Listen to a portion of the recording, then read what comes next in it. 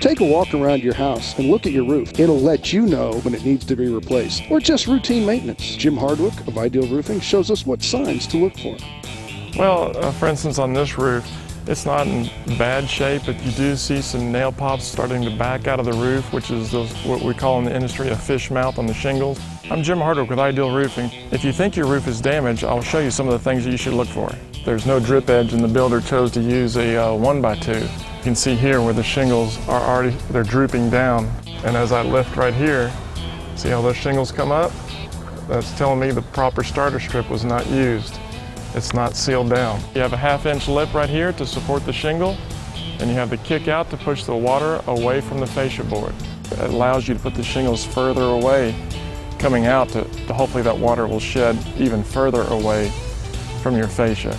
So when it goes on the edge of the roof just like this, the sealant is down here at the edge, so your first course of shingles will lay down and seal on the sealant. And you can always tell that if you can go to your house and lift up this shingle and it comes separate from here, then the sealant strip is up here where it should not be. So in a high wind situation, this is the preferred, and what's done standard on every job is the correct starter strip. All shingles are not created equal, and understanding how and where they go on is important.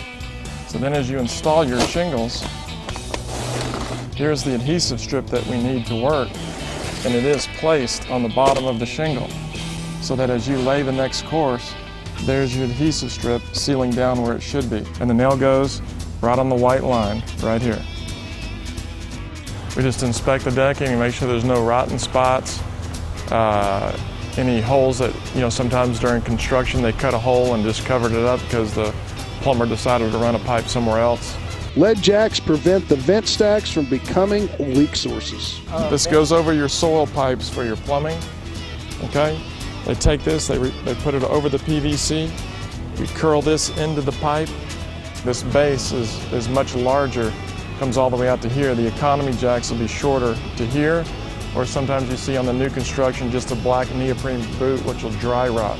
The only thing we have to watch on this is when you have a lot of overhanging trees, squirrels like to nibble around the edge of these, and sometimes we'll have to tell the customer we'll put squirrel guards.